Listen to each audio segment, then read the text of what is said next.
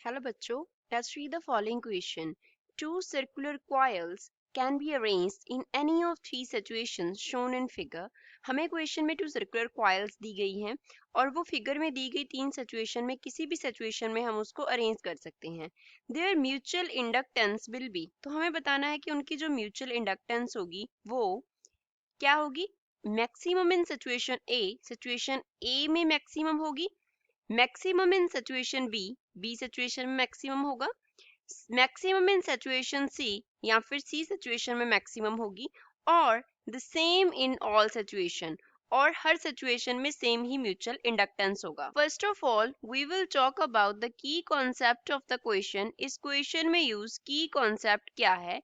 Question में बात कर रहे हैं म्यूचुअल इंडक्टेंस का. म्यूचुअल इंडक्टेंस का, तो पहले हम क्या करेंगे, म्यूचुअल इंडक्टेंस को अंडरस्टैंड करेंगे. आफ्टर दैट हम देखेंगे किस सिचुएशन में ये मैक्सिमम होगा और हर सिचुएशन में सेम होगा. तो पहले तो म्यूचुअल इंडक्टेंस के लिए मान लो ये हमने एक कॉइल क्या किया, ड्रॉ किया, और ये क्या है, कॉइल दूसरा है हमारे पास. This is coil one, this is coil two. अब यहाँ पे कॉइल वन के साथ जो लिंक्ड फ्लक्स है कॉइल वन में, सपोज हमने क्या किया, मान लो इसमें करंट फ्लो किया. आई क्या रिप्रेजेंट करता है, आई रिप्रेजेंट करता है करंट. तो जब इसमें करंट आई फ्लो करेगा तो इस करंट के अराउंड क्या होगा, मैग्नेटिक फील्ड होगा. करंट क्या जनरेट करेगा, मैग्नेटिक फील्ड बी प्रोड्यूस करेगा. बी रिप्रेजेंट करता है मैग्नेटिक फील्ड को, मैग्नेटिक फील्ड को. तो अब ये मैग्नेटिक फील्ड जब जैसे जैसे करंट क्या करेगा, इस कॉइल में से पास करेगा, मैग्नेटिक फील्ड जनरेट होगा.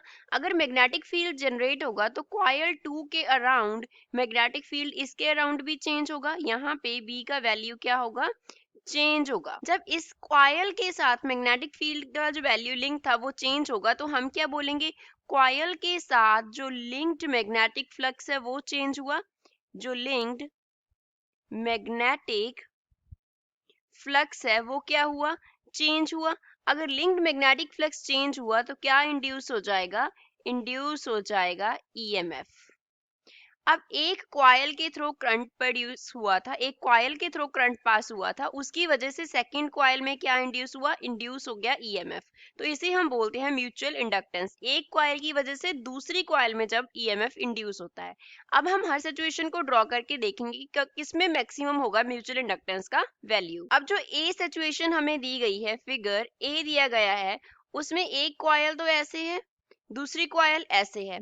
अब इस कॉइल का जो मैग्नेटिक फील्ड है उसकी सारी जो लाइंस होंगी वो इसमें से क्या करेंगे, इस कॉइल में से पास करेंगी.